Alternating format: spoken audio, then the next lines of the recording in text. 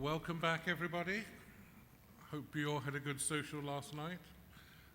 A big thank you to Africa Data Centers for sponsoring it and making it all happen. Sorry for the late start. There was a power outage. So we're all set to go. We have 3 talks on optics themes this morning. First up is Brian from Adtran. He's a systems consultant and has been doing this for about 15 years, so he probably knows a little bit. So, over to you, Brian.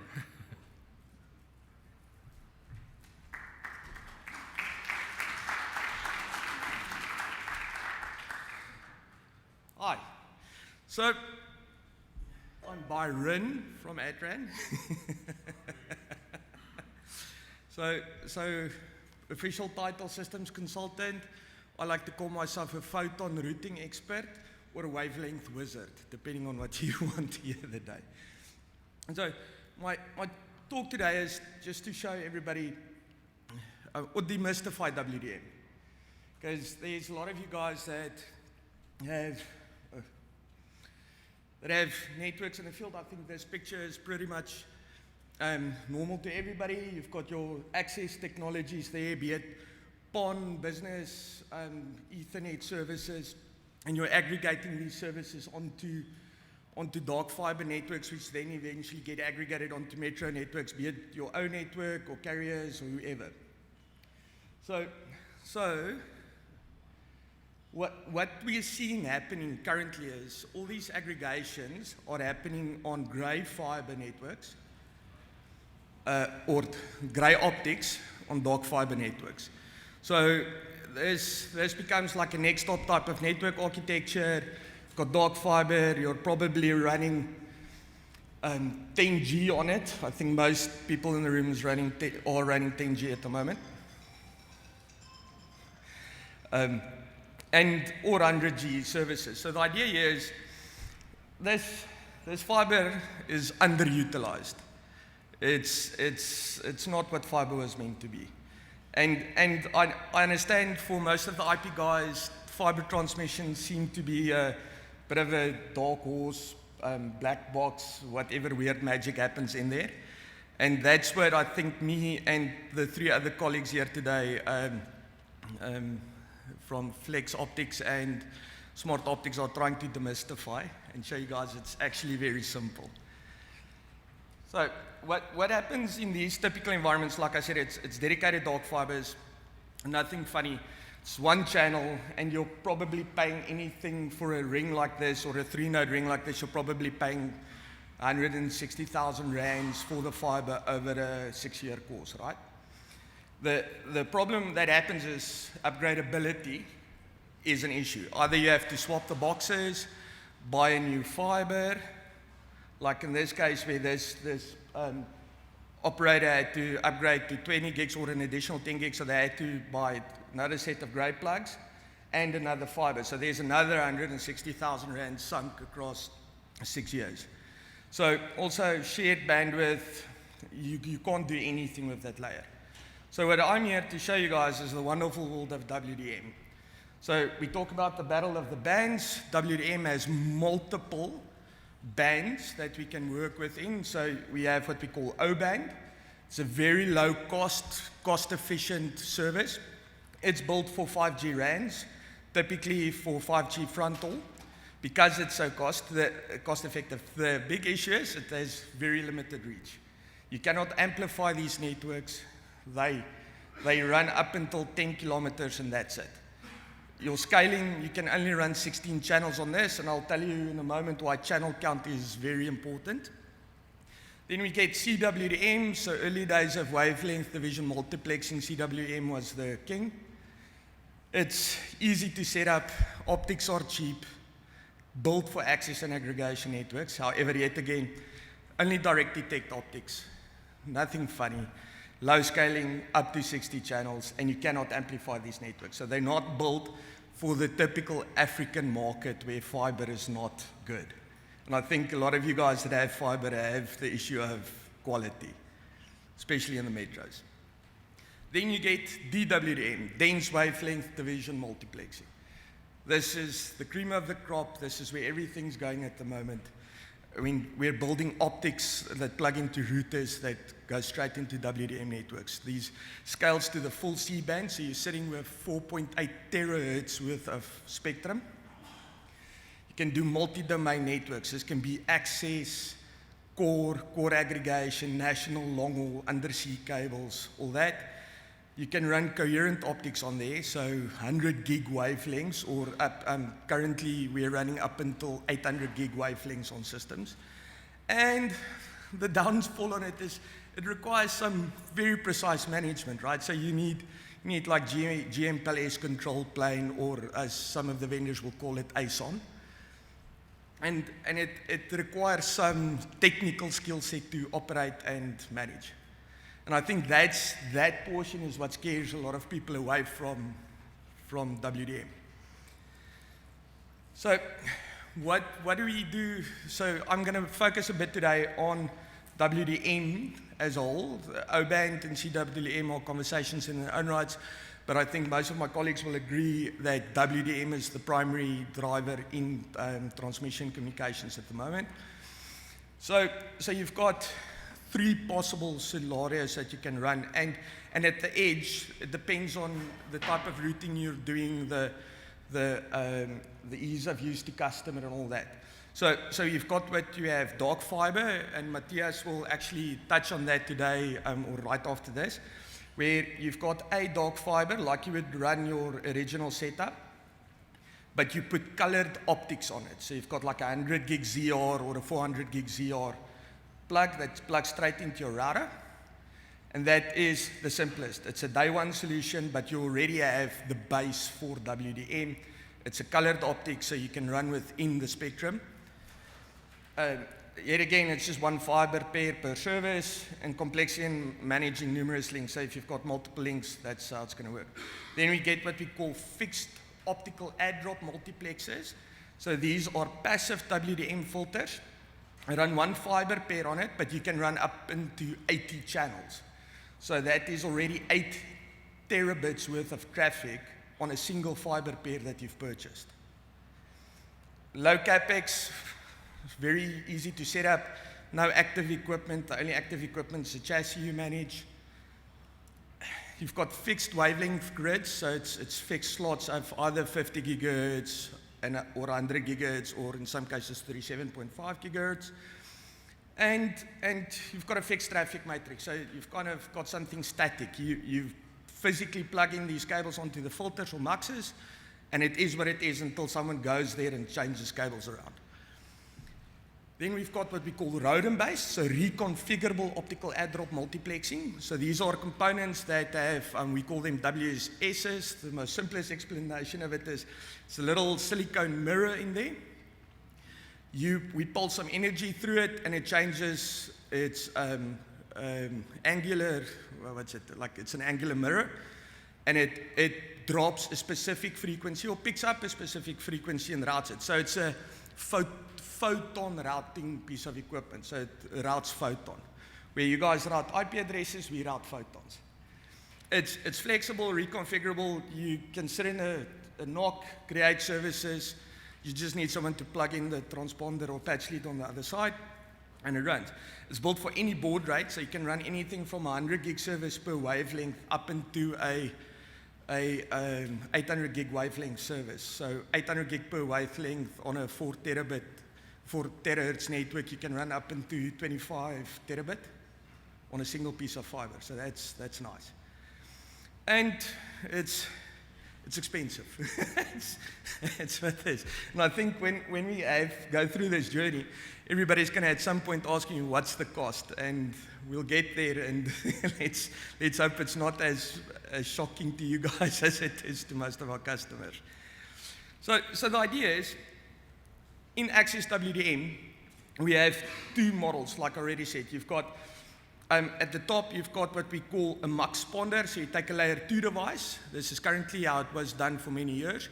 You take a layer 2 device, you take a grey optic, an LR4 optic or something like that, plug it into what we call a mux ponder. This mux ponder takes multiple 10 gigs, 32 gig fiber channel, 16 gig fiber channel, 40 gig E, and all these things. and it puts it into a single wavelength as 100 gig, and you transmit your services like this. So it's an active piece of equipment. It is completely transparent. It does not look into any of the active IP headers. We just take IP information and we pack it into an OTM frame and we run it along in a RAID. The new school of thought and the new technologies that we're seeing is we're removing that muxponder layer, which is a high cost layer. So a typical muxponder layer, you're looking at anything between $12,000 to $20,000, depending on the muxponder, on 100 gig. We're removing that layer and replacing it with an optical layer, which runs anything between $3,500 to $4,000, also depending on the optic itself. And so we're immediately now cutting a cost layer in the access layer that was not there.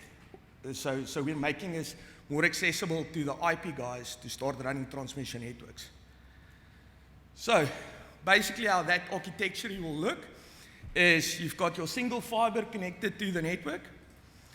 You're now running possible line capacity of anything from, so you can run 10G or 100G optics, and you can run any line capacity suddenly from 80 gigs up until 4 terabit line capacity on a simple system.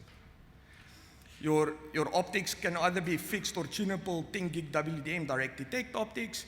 This could be 100 gig coherent WDM, 100 gig ZR, or 400 gig ZR.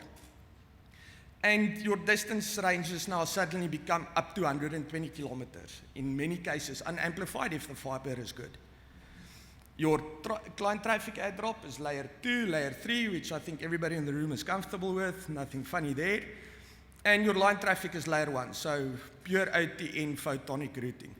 Your traffic protection is done at layer 2 or layer 3, so your typical Ethernet ring protection, ERP if you want to do that, or whatever other technologies you use. So from the technology is you can take into your OLTs, sorry, stop doing this. You can take into your OLTs or customer CPEs or routers, you plug in these 100 gig optics or 400 gig optics, plug it into what we call a line filter or a MUX. So those are those little colored blocks there by the routers. I think this does have a laser. Yeah. So you plug it into those little filters that we call MUXes, and you now can route your traffic next neighbor as much as you want to. Upgrading traffic is simple. If you've got a node, like that node that is a 10G node, but the past traffic on it has to upgrade to 100 gig nodes, but there's no considerable value in upgrading that node, that switch to now accommodate 100 gigs or something like that. You just upgrade the nodes that require it, and you can do pass-through traffic. So it's quite simple in that case where you can do that. You can ring protect this, so you can create proper rings that are closed. It doesn't just need to be a string network or a ladder, or I think there are many terms for that. And your capacity, you can run up to 40 times 10G, 100G. You've got shared backbone bandwidth, so if you've got a customer that suddenly wants to bring down their own kit onto the network, you just give him a colored optic, put his kit next to yours on the filter, and it goes along. Then what makes WDM a bit more better is you can do add drop and bypass. So it's not just typical next neighbor traffic where you have to go optical, electrical, optical again. You can bypass a node completely. So in this case, OLT at node 1, we bypass, and we take the traffic from node 2 to node 3 directly. So in a lot of cases, as your bandwidth demands grow, you want to hand off your traffic as quickly as possible, right? Latency is a bit of a killer, and everybody wants high-speed, low-latency networks, and optics does this for you. A typical optical WDM network will add, I think, Matthias could keep me honest here, I think in a typical WDM network, you should not see anything above 50 microseconds up to a millisecond of traffic, and this is optical to electrical conversion again. It gives you the same capabilities. You've got long-range communications. You can now bypass traffic, and it goes like that. So you're saving on fiber resources. Your cost is significantly lower when you start bringing on new services. It's a pay-as-you-grow model, so you can start with 1 channel, go up to 40 channels. In some cases, you'll hear today someone probably talk about FlexGrid, which is like super carrier, DCI, Terra capacity type stuff. And then your extra cost is just passive components and some power in nodes to manage those components. So that is the access layer. And the idea there is to really have something that is robust and small. So now the conversation starts is, what does this cost me? So if you're looking at currently 100 gig optics, if you're looking at buying an ER4 optic that reaches 40 kilometers, I think the fiberstore.com price, you're looking at about $4,000. If you're looking at ZR optics, QSFP 28, 100 gig ZR optics, you're looking at probably $3,500 to $3,800. Sounds a lot, but now you suddenly have a colored optic that you can tune to a specific frequency on anyone's WDM network, and you can do up until 120 kilometers unamplified, where the 40 kilometer optic is a bit more expensive, and it's a great piece of kit.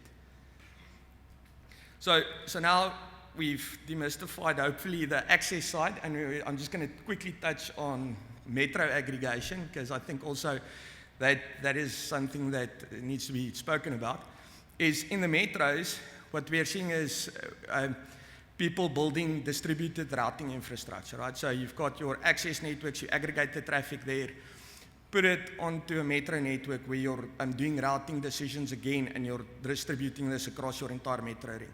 So the idea is, like I said, is to have low latency, high capacity networks.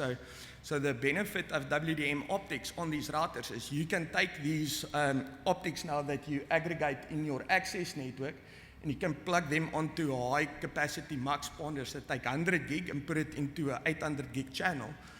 And you now get rid of an additional routing layer, and you just route your traffic optically directly to the core and break out in your core ISP nodes or your core routers, your MXs or whatever you guys are using at the moment, the Aristas. And then you've got the nice little end-to-end aggregation network that has the ability to expand from 10 gig up to 200 gig, 400 gig, 800 gig, in some cases terascale capacity. And you can reduce latency and increase availability, protection capacity. And that, I skipped 2 slides, but and that in a nutshell is me, because I got the 5-minute signal probably already.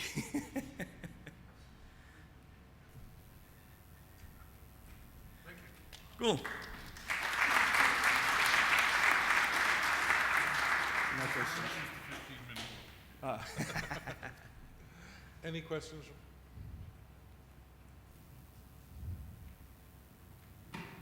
Oh, 2 questions. Well, this is cool. Just as well we've got 15 minutes. Yeah.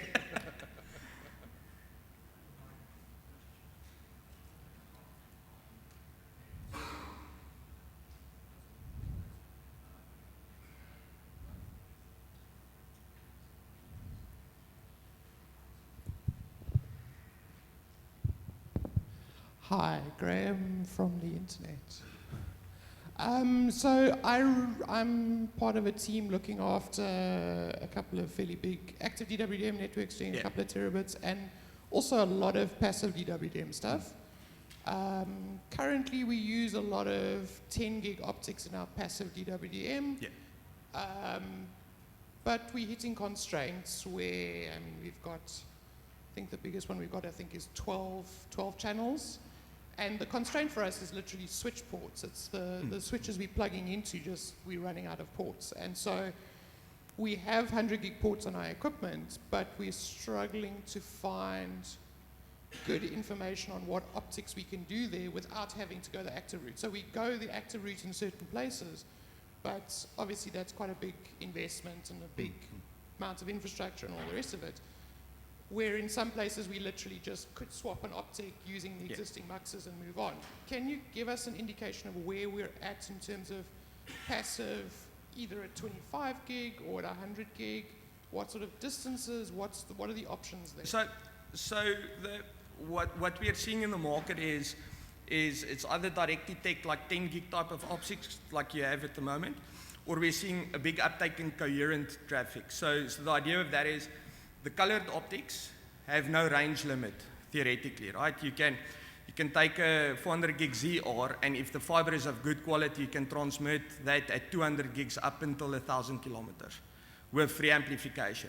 In a typical metro access network, 100 gig coherent optics like the QSFPs, 100 gigs QSFP28 or QSFP-DDs will work in that space.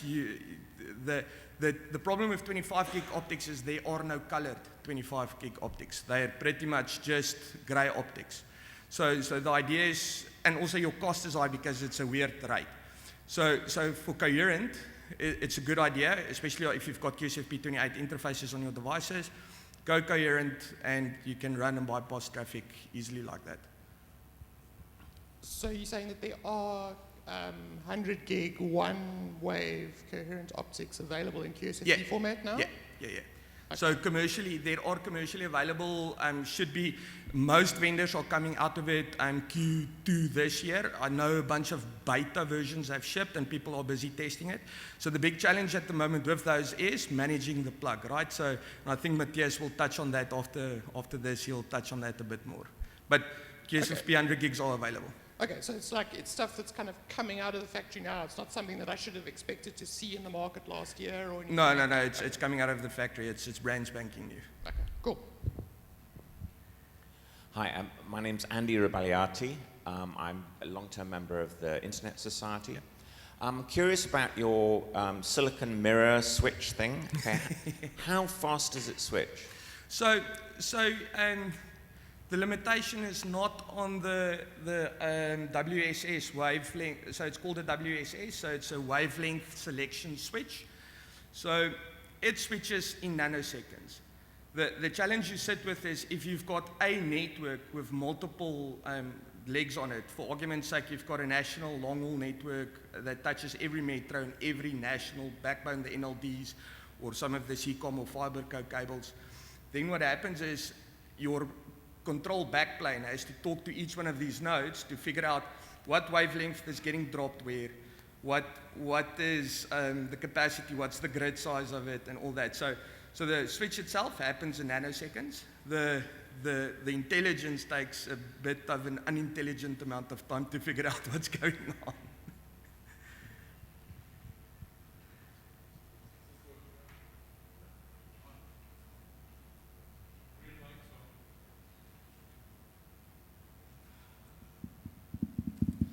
Hi there, Enrico, Coherence Technology Solutions. Could you just touch on temperature limitations of the various different optics that you mentioned? So the 100 gig coherent, the So good question, right? Yeah. And I know why you're probably asking this because you probably have some street cake. Oh, sorry, apologies. No, you want to repeat it. No, he's asking the question. Yes, I asked. Yeah. No, So, I couldn't make out your question. oh, That's sorry. why- Sorry, just repeat that. I was saying, could you touch on temperature limitations for the various different optical modules that are available in the market at the moment? Yes. So I know why you asked this because you probably have a lot of street cabinet-based things where cooling is a challenge. So Well, even in Terraco, Yeah. data centers, cooling is an issue. So kit with typical WDM providers at the moment is anything from negative 40 degrees Celsius to 65 degrees positive. So you can run in these environments. Plugs typically range in the range of E-temp and I-temp, so industrial temperature. So this is uncooled DC or storage room, and E-temp for street cabinet capacities where you run that. The difference in the capacity is basically the heat sinks on the plugs, right? So if you've got for argument's sake, a QSFP28 that sits in an environment that is a 6-watt power draw, that doesn't get hot. The photonic side gets hot, but other than that, we can run, or most operators or vendors, can run 65 degrees Celsius. And the 100 gig coherent optics, are they more or less temperature sensitive than the standard So 100 G optics? they're not temperature sensitive, but they are built to handle at those those e-temp environments. Thank you. Awesome. Great. Thank you very much, Brian. Thanks.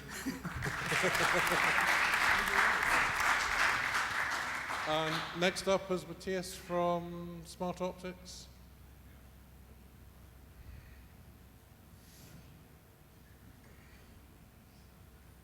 If we could have his slides up. So, he's going to talk about IP over DWDM. It's a good talk. I've seen it before. Rocco? Yeah, thanks for coming. So it's pretty complementary to what Byron just said. So I will give you a little more insight into IP over WDM. It's a strong trend, but what is it about? So I will start with, let's say, the definition of what we understand when we talk about IP over WDM, and then why it's a strong trend. So it's not new actually, but the thing is, with 100 gigabit technology, there was no colored optics, as Byron also just pointed out, that was able to go, let's say, over longer distances in an efficient way without sophisticated amplifier technology and, let's say, pluggable optics in a form factor that wasn't well accepted in data center and, this kind of environments and switches and routers. So there are some challenges with IP over DWDM with the latest technologies, especially going to 400 gig, which I'm going to talk about, and then our experience with customers and technology so far, and some practical examples. So IP over DWDM. Actually, when Smart Optics has been founded, the idea of founding the company was to take advantage of pluggable optics in host equipment and make it easy to build DWDM networks or CWDM networks at the time, like 18 years ago, for enterprise customers, data center customers, and that type of, let's say, applications. At that time, not focusing on the carrier market, more on the enterprise market. But what is? Yeah. Yes, thank you. So what is IP over DWDM? First, it's the animation doesn't work, right? Okay, so the upper part of the picture was supposed to be shown here. So the traditional way of building DWDM networks is or was to use, let's say, gray optics in a router connecting to a muxponder or transponder, as Byron has also just pointed out, and convert into a DWDM signal. And these were typically fixed lasers on the transponder or muxponder, or CFP2 or CFP4 modules that are interconnecting with the DWDM layer of the network. So that could be done with 10 gig, 100 gig, 400 gig, multiple 100 gigs. So that's why we have these flavors of transponders and muxponders. However, with that technology, I mean, there's a lot of overhead in equipment that is not necessarily needed if you don't need these transponders and muxponders for demarcation or for, let's say, more efficiency and traffic aggregation. So the idea of today's network is to just plug the coherent, tunable DWDM optic straight into the router and take advantage of the technology and save complexity in the network and these kind of things. So with today's technology, it's, let's say, possible to just use an open line system vendor for the DWDM network, for multiplexing, amplifying, and let's say, routing the waves with a pluggable DWDM transceiver that sits directly into a switch or a router. And I mean, why is it so attractive?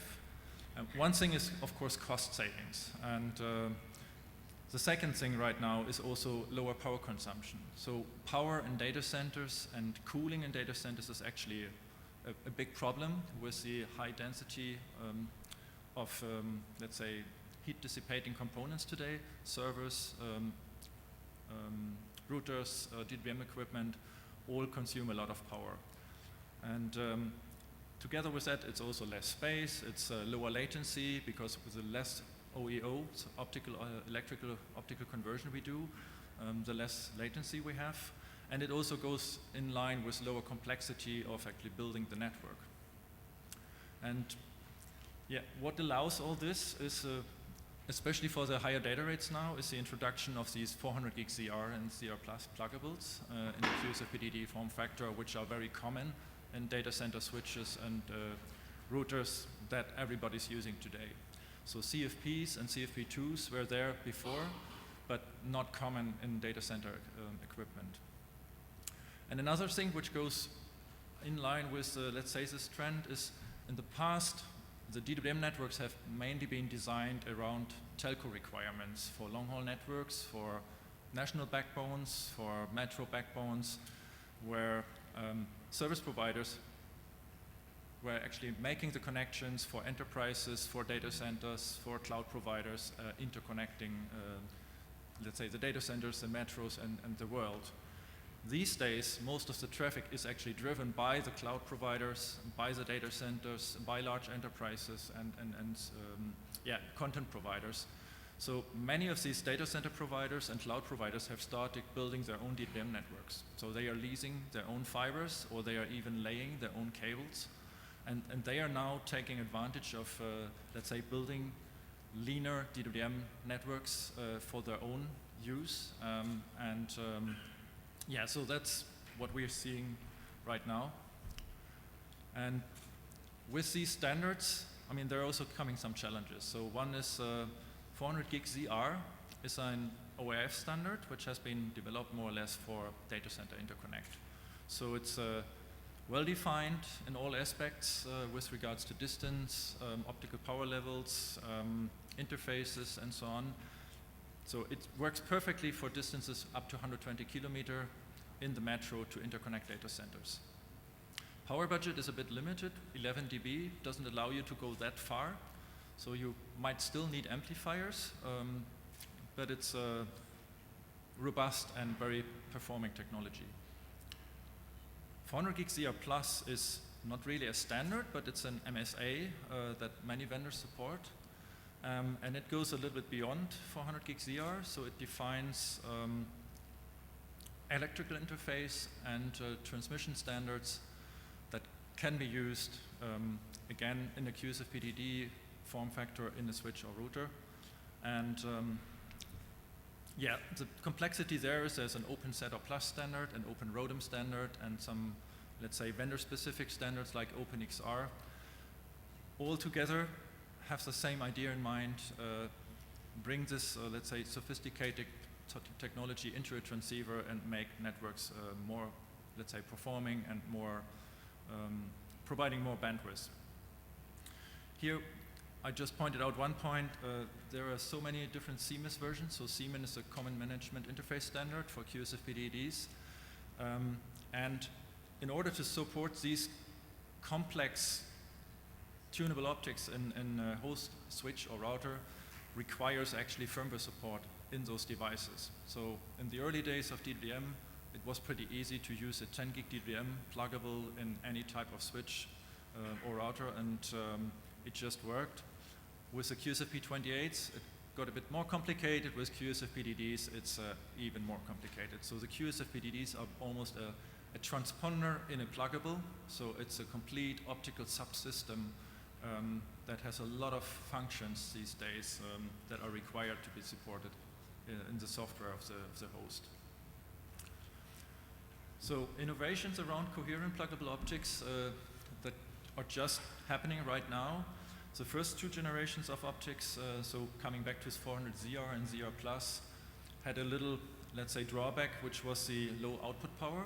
So they were good in amplified point-to-point networks or in networks that were designed to support these optics. Recently, we got the high power of 400 gig ZR Plus to market, which comes out with 0 dBm output power. So that's way better to be supported in existing DWDM backbones with, let's say, ROADM networks, ROADM-based networks that were designed to take CFP, CFP2 signals or 10 gig signals that came out at around 0 dBm power level. So that's pretty good. These also have a 200 gig 16 QAM mode that I come to in a minute, supporting 50 gigahertz grid networks. So otherwise 400 gig will require 100 gigahertz. Yeah, I do. So the next thing we are seeing now is open ROADM pluggables. Those are not yet there, but coming almost every month.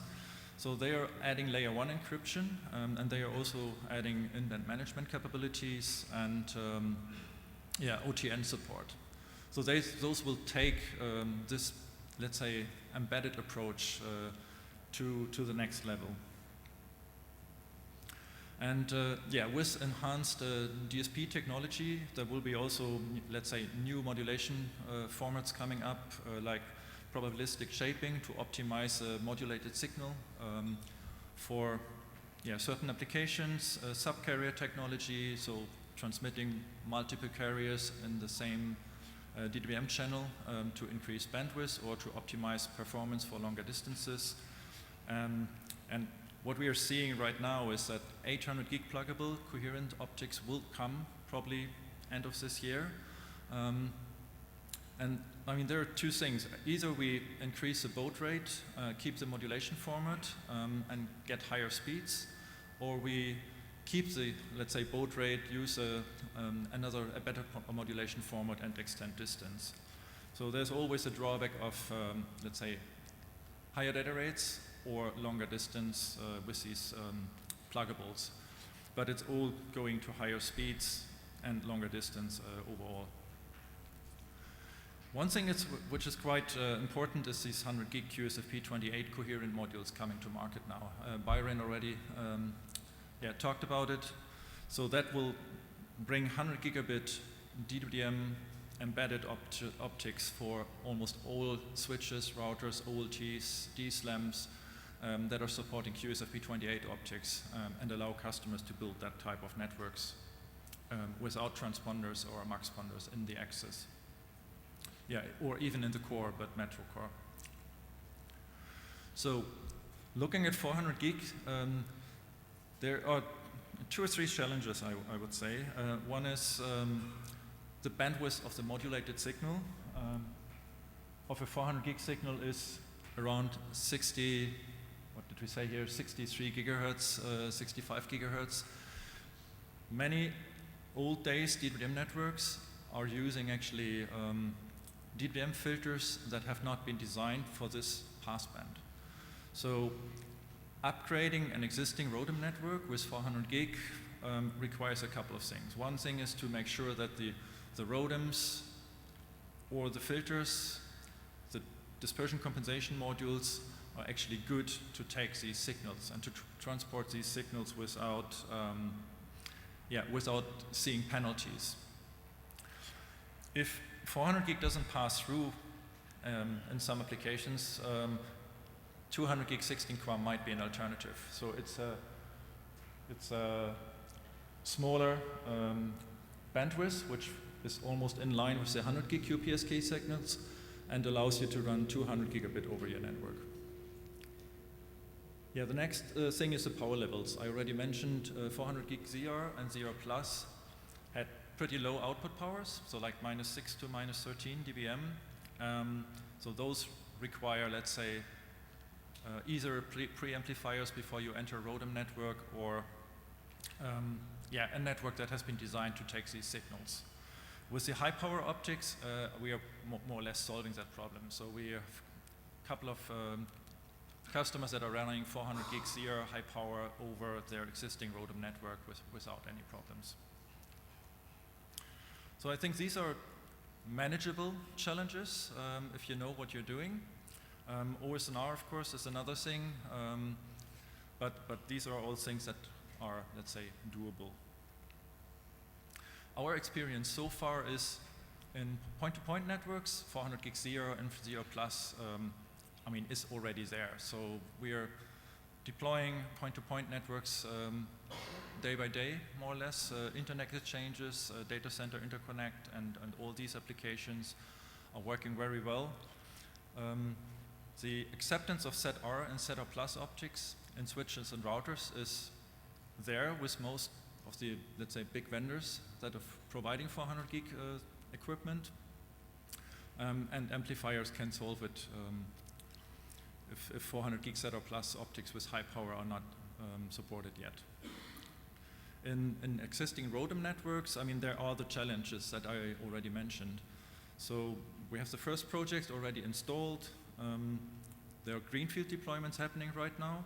So the service providers that are just starting to build their networks, I mean, have one advantage. They can just take on this new technology and build a network that is optimized for IP over DDM with 400 gigabit coherent optics in their host systems. The adoption of IP over DDM in existing networks is a bit slower than expected, and the main reason is that the switch and router vendors are lacking a bit behind with support of these high power optics. So as I said earlier, there's support in the firmware required in order to run these optics embedded in a switch or router, and that's not really there yet. So we are doing lots of trials and qualifications with system vendors as well as with service providers and enterprise customers to test what's possible and where are the limitations.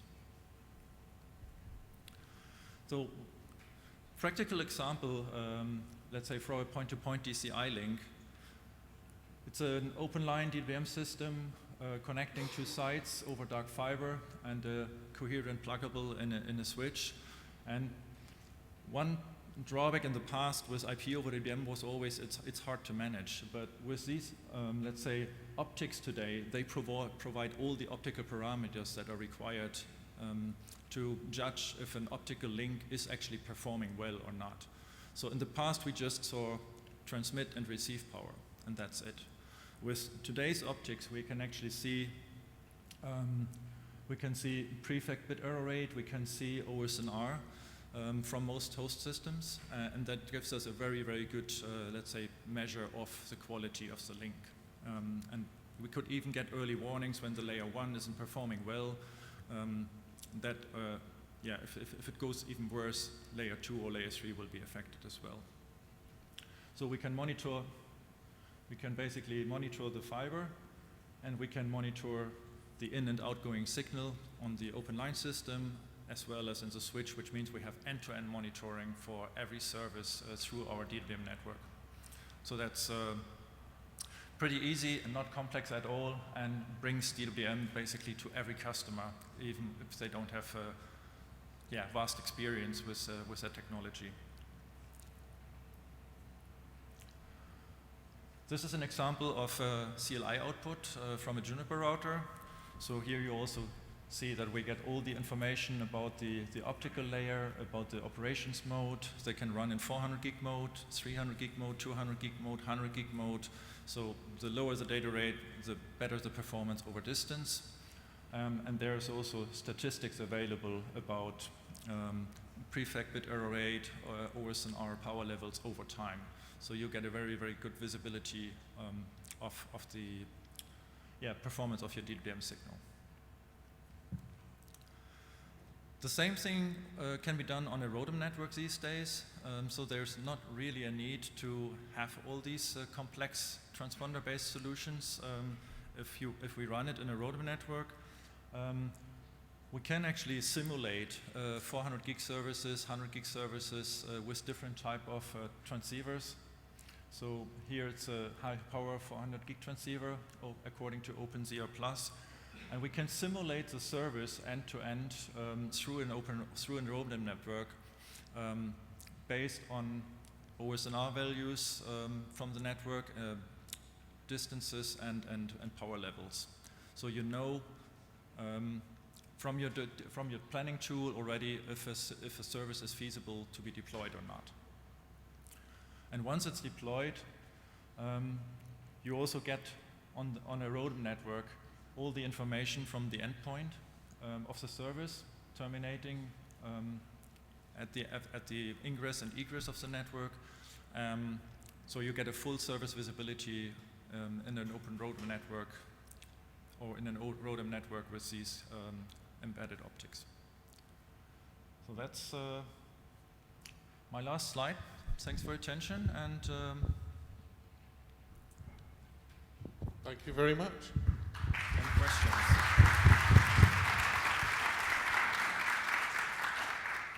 Do we have any questions? Not a question. It's me again. Hello again. Graham from the internet. So you were saying that the management in the coherent optics is giving you the same stuff that we've had previously from the transponder systems. Is it complete feature parity, or is it like most of the stuff? I mean, yeah, it depends what transponders you worked with before, but I mean, the most important parameters are typically input, output power, always an R, prefect bit error rate, and these kind of things. I think, I forgot his name.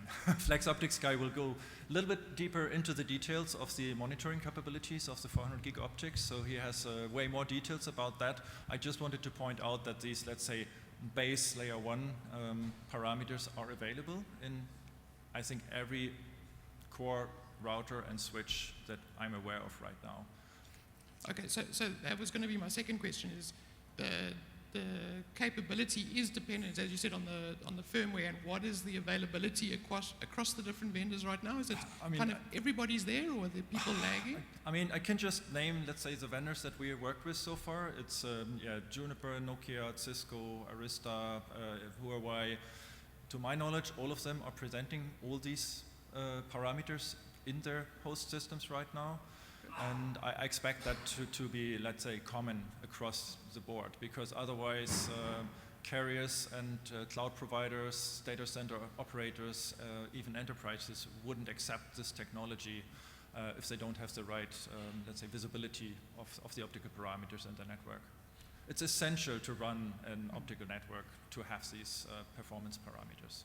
Yeah, no, I agree completely. I mean, we have some challenges with some of the fiber quality in the country at the moment, and we are finding that we have to have that visibility, otherwise we can't fix issues. And I mean, just in case that the host system do not have all these parameters, I mean, transponders are still there. So we are just saying, use this technology where you can, but if a transponder or a muxponder is adding value because you're increasing, let's say, the capacity of an optical channel through your network, yeah, use a muxponder.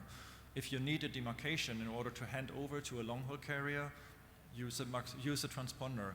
And with the open ROADM features of the next generation of QSFP-DDs, where we will also get layer 1 encryption, I doubt that the router and switch vendors will implement firmware support for encryption very soon.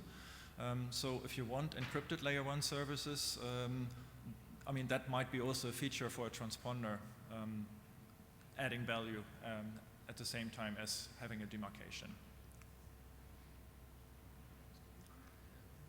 Hi, Andrew Dolgan on Nokia. Sorry, could you say that Hi, again? Andrew Dolgan on Nokia. I would ask you to be careful about what you state about what vendors do.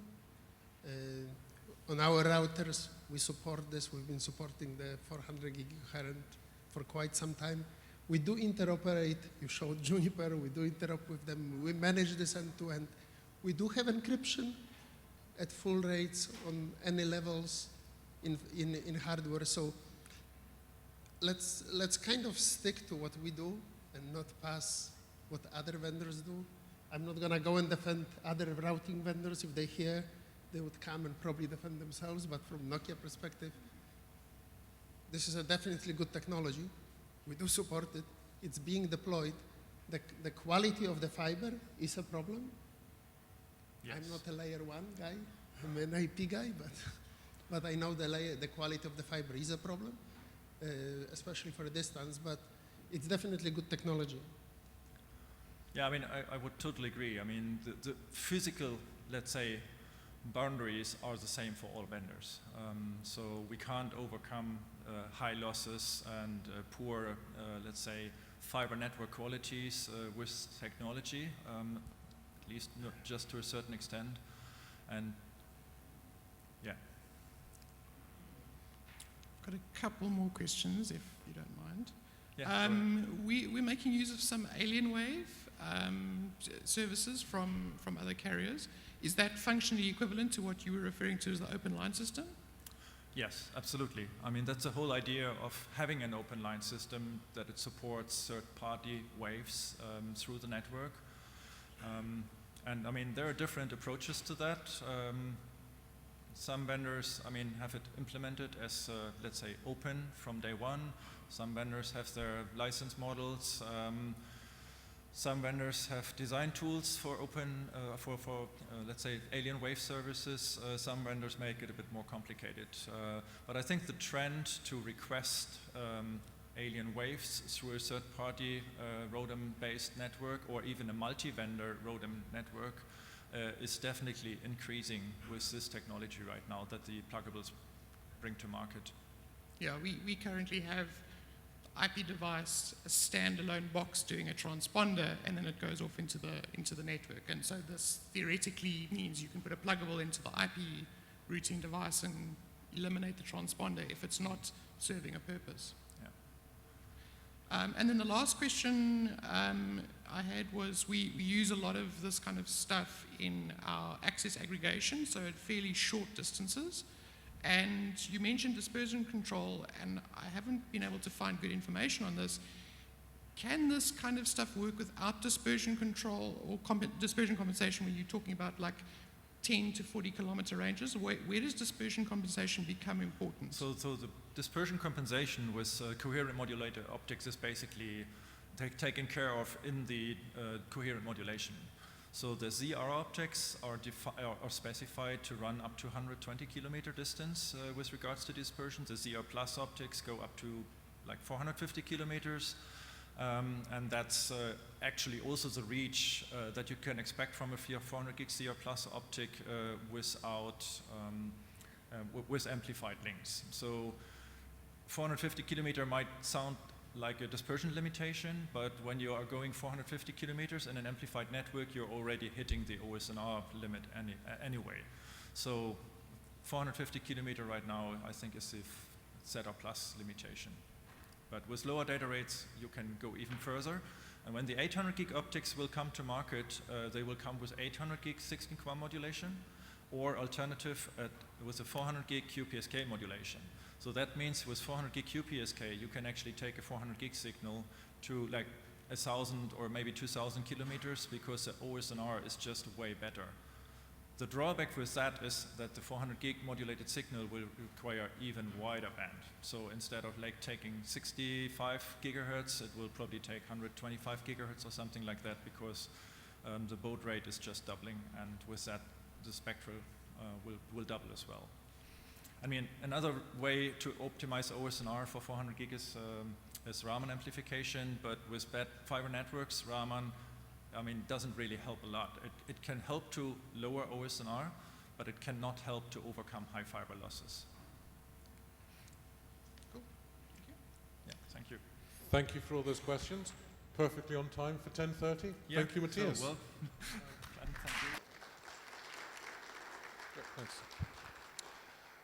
Next up is Thomas Weibel from Flex Optics. He's going to talk about coherent optics, how they work, scary physics, but pretty pictures. Is that a good description? Perfect. Thank you, Fergus. Yeah, my name is Thomas Weibel, co-founder and CTO at Flex Optics, and I really like this lineup now. Actually, it's not a talk now, and together with Matthias and Byron, we didn't know that we are in this lineup.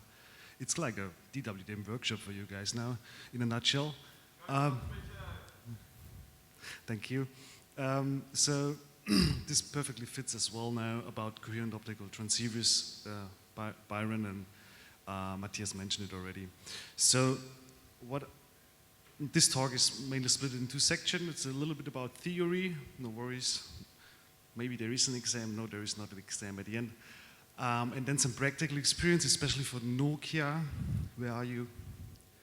We did some practical workshop with Nokia together and integrated coherent transceivers in the Nokia gear and showed the output how Nokia implemented it.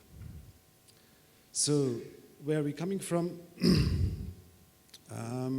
10 years ago, roughly, let's say, DWDM has been around for a long, long time, but the challenge there was big cards, big transponder cards, and to get out the light of the transponder card. What is so special in those transponder cards? There is a chip called DSP, the digital signal processor, which actually enables coherent DWDM technology.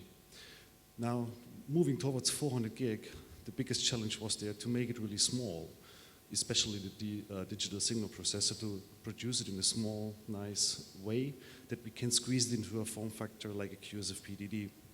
And today, we are able to do 7 or even 5 nanometer chip productions. And for sure, the smaller the grids inside of the chip, the smaller the entire housing gets. So the DSP is now inside of the coherent module, and that's actually the game changer. So a coherent module, or let's say the coherent technology, for me personally, it's really a game changing in industry, and I will show why later on.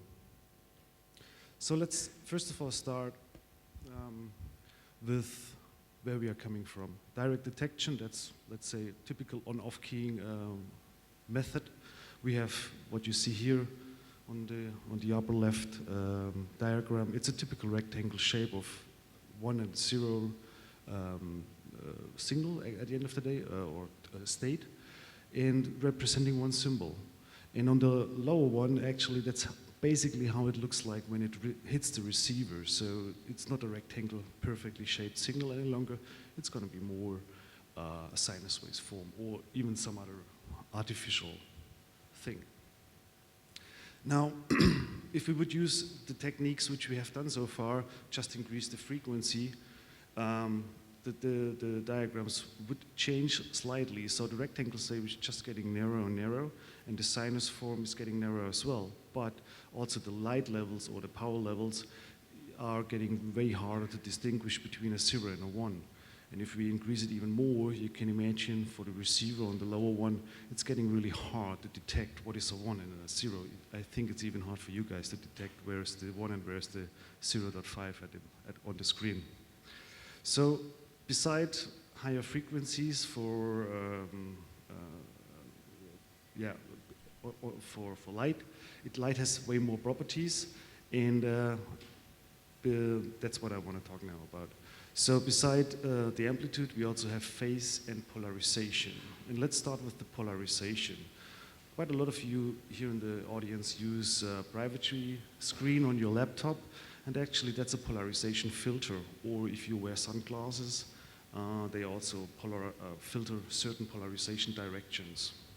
For coherent pluggable, we make use of 2 polarization directions. Typically, it's going to be used the Y plane and the X plane. And with these 2 polarization planes, we can encode actually double the amount of data. So how does this look like? I do have here now a 16 QAM modulated. To the 16 QAM, I come later on the Y plane. And on this, the same signal on the X plane looks a little bit different. It looks like this. And now when you combine those 2 planes together, and we are living in a 3-dimensional world, your actual signal looks like this. This artificial sculpture that's going to hit the receiver, and the receiver is going to differentiate there between the 2 polarization directions, and also calculates the 0 and 1s out of the signal. So beside the polarization, I already mentioned it, it's the 16 QAM. And what is the 16 QAM stands for? So QAM is quadrature amplitude modulation. It's a modulation scheme, and we make use of complex numbers. So what you see here is a 4x4 matrix with 16 dots, and on the x-axis, it's the in-phase component, the real part. In comparison, have a look at PAM4 modulated signals, or the NRZ, which is the green square or the blue star there. There is only the in-phase component. So with NRZ we have 2 states, or 1 bit per symbol. With PAM4 we have 4 states, or 2 bit per symbol. And with 16 QAM, at the end of the day, if you do the math, we have 4-bit per symbol, and in the real plus now, the imaginary part, and that's a phase shift. So we shift the phase by 90 degrees. And so that's how you get this matrix.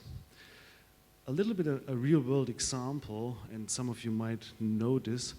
This is an optical rotary encoder. It's going to be used in servo motors to find the position at the end of the day.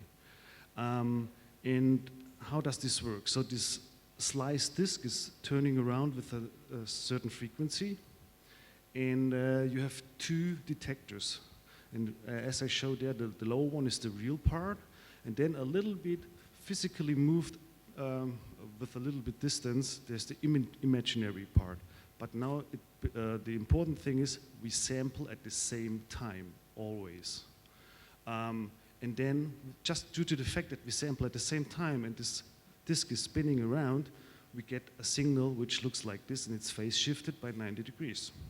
For sure, within a coherent transceiver, there are no spinning disks. It's done a little bit different, but that's actually how we enable a phase shift in the real world, just with that spinning slice disk there.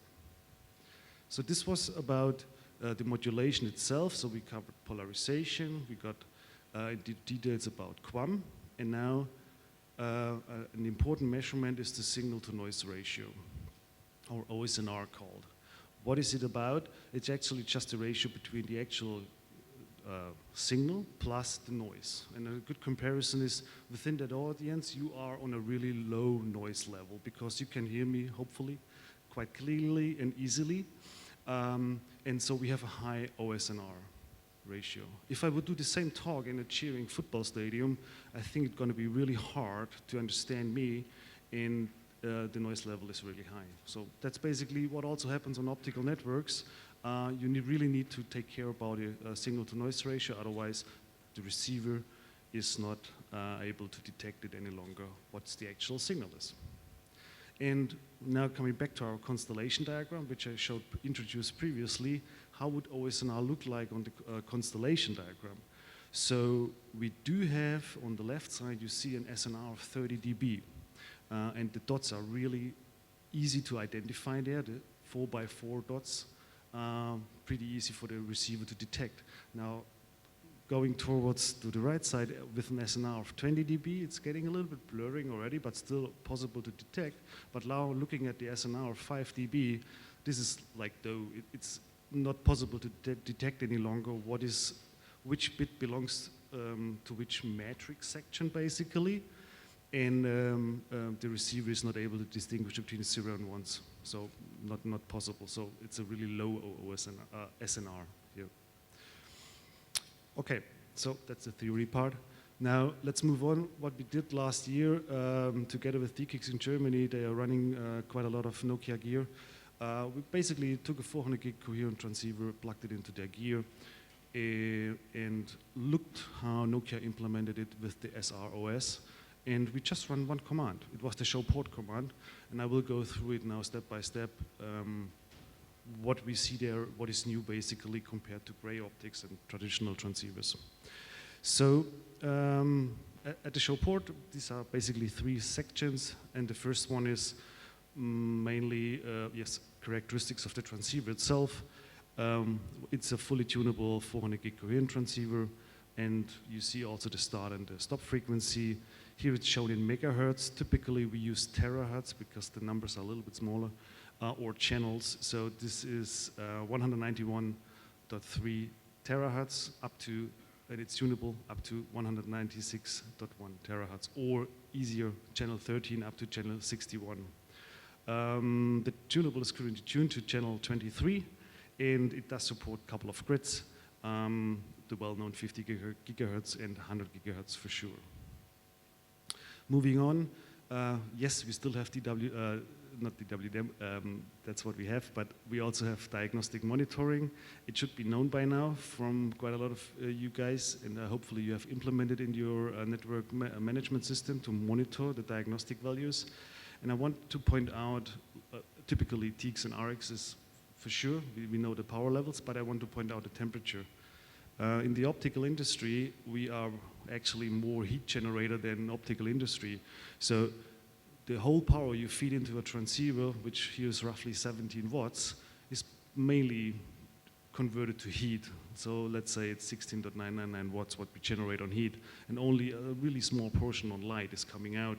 So the actual light level of 0.001 watt, which is 1 milliwatt, or if you do the calc, you get 0 dBm. So that's our ratio. So actually we are not optical, we are a heat generator. And now bear in mind, if you have a 32 port switch with providing 17 watts on each port, this is more than 500 watts just for the optical components. We have seen vendors out there who say, okay, this is quite a lot of power. We first of all have to generate that power in our power supplies and feed it to the ports. We enable the high power mode. That's what they call it, a high power mode for the QSFP-DD port. But then we disable every second port. So your 32 port switch is at the end of the day a 16 high power port switch. So this can happen. So look in your data sheet and just ask your vendor, hey, do you support high power ports? Now coming to the coherent specific parameters, and Matthias already pointed it out, Juniper did some implementation there, and now we're looking at the Nokia's implementation. Arista did something there, and they're pretty much around the same. Yeah, I'll go through now step by step. So the first one is the RX channel. This is quite new. Before 10 gig DWDM traditional networks, tunables need to be tuned on the TX side. We still have to do this for coherent ones, but also we have now to set the RX channel that the local oscillator is locking on that frequency inside and knowing, okay, how to get rid of the carrier. There is no sweeping, so we can't detect the channel, so you need to know on which channel you're transmitting and receiving. Moving on there, dispersion was mentioned already. We have now two types of dispersion. So the first one is the chromatic dispersion. So what is chromatic dispersion? It is the change of the signal while it's traversing on the fiber, on its way actually from the transmitter to the receiver. And the longer your fiber is, the more your signal is be either extended, stretched, or pushed together. The DSP is quite powerful. It can compensate it. So it does it with some really fancy math to compensate the chromatic dispersion. And here you see in the positive way up to 2,000 picoseconds down to minus 25,000. But the more challenge is the positive one to compensate than the negative ones. And plus, you get a measurement device. So the chromatic dispersion is measured now actually in real time. So this is 220 picoseconds per nanometer. When you know the characteristic of your fiber, and we had here a G652.D, which has roughly 10 picoseconds per nanometer per kilometer, and you do the math, you might end up with 22 kilometers of fiber, which is not true. We ended up with 15 kilometers because we knew it's a 15 kilometer span. And we wondered, hey, where is those 70, 80 picoseconds per nanometer coming from, this offset? So we did a back-to-back test, just 2 meters of jumper cable, and ta-da, we had 80 picoseconds. We didn't know where it's coming from. There is an idea, maybe it's coming from the plugs, but we are not quite sure at the moment. So there is an offset. So the actual fiber was 15 kilometers.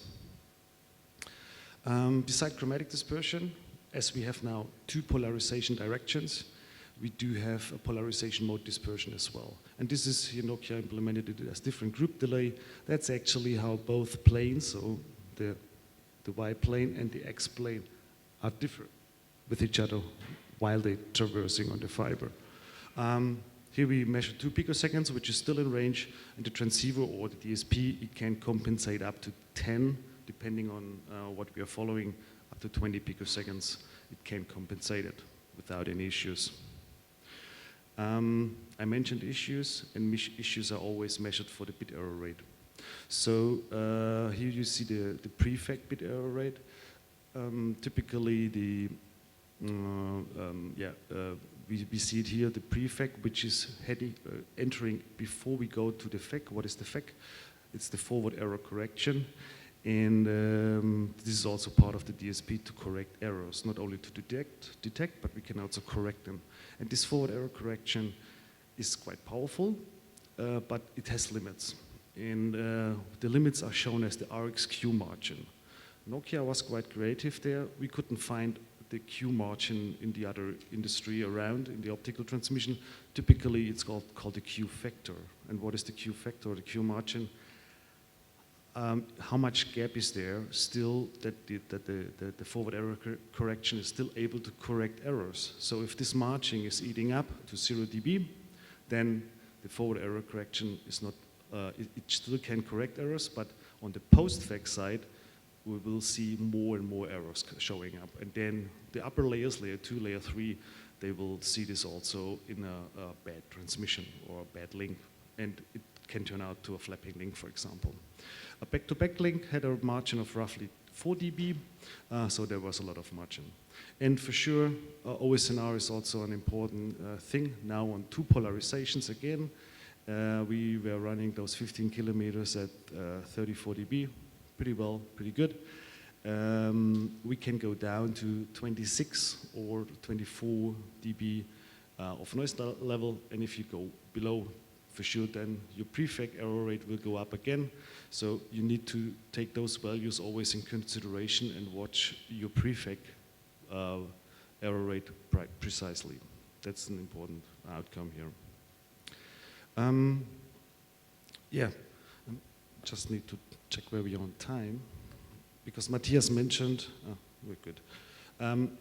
Matthias mentioned a little bit about application modes at the beginning, and yes, that's pretty amazing. The coherent modules, this is not only a just 400 gig module, it can also provide different application modes. Here you see 15 different, it's a little bit tiny, but it's the easiest one is like, let's say you can make 2 by 200 gig interfaces out of this coherent, or a 4 by 100 gig, and even weird mixtures.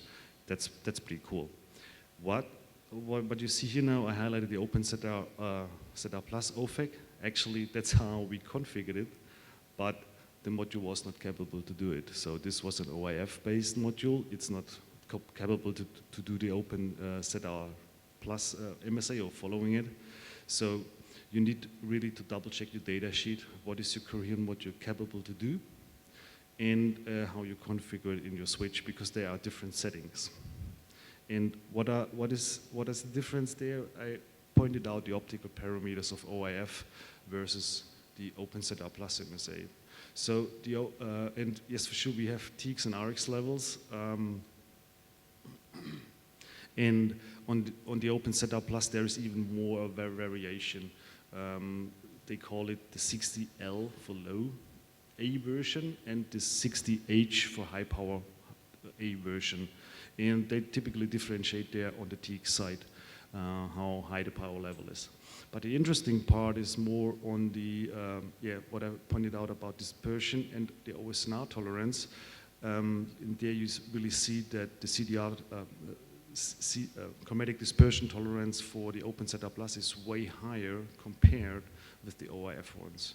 And this also explains why you can, for example, use it, the OpenZR Plus, for more amplification, for example, longer distances, longer spans, and even the polarization mode dispersion is more tolerant here. Brings me almost to the end of the presentation. To summarize this, and I mentioned at the beginning, the DSP inside of a transceiver is now, in the small form factor, is, in my point of view, a game changer, because we can just, with raw and pure compute power, increase the bandwidth. And I'm pretty sure we will see this also for 800 gig or even beyond for 1.6 tera or even above. There are a lot of discussions ongoing, because the other method to increase bandwidth is to increase the frequency on the electrical side. And we are currently running at 50 gigabaud already, which is fast. And 800 gig will move towards 100 gigabaud, which is even double the amount. It's really, really fast, because you still have to sample it. 100 gigabaud sampling is not that easy. You need special materials on the PCB as well. But with the power of the DSP, you even can quadruple or even 8 times make it way faster, which I showed here on this graph. This brings me to the end of the presentation. I'm really happy to take more challenges in terms of how did other vendors implement the coherent transceivers in their layer 2, layer 3 gear. So we did it with Nokia so far. We had a lot of fun at that workshop. It was really cool. And if you have gear and you want to see how the coherent modules are integrated in your gear and how it works, drop us a line. I'm really happy to take it. Thank you very much.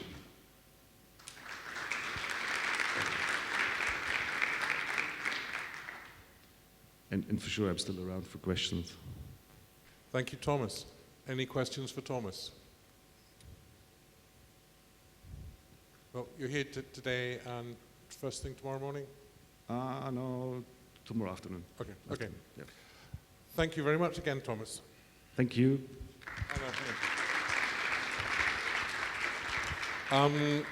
Ed has 2 quick announcements, so I shall hand over to him. And Bright light.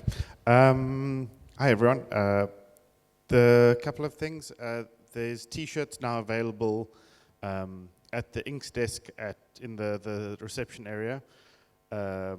Those who put an ASN on their shirts, those who entered an ASN on their order form, there's most likely one pre-printed for you with your name and your ASN on the shirt.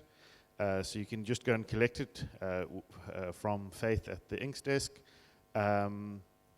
If you didn't register and provide your ASN, but you do have an ASN, you can also go and see Faith and she can issue you a shirt. For reference, it's a shirt like this one on the back, which I think is quite cool. If you don't have an ASN, you can get a shirt, but they won't embroider it for you because it's specifically aimed at the pairing people. And yeah, Faith is basically next to the coffee cart in the reception area, next to the Equinix cart. And then, yeah, just a reminder that other vehicle that was parked sillily, I've now forgotten its number plate, give me 1 second.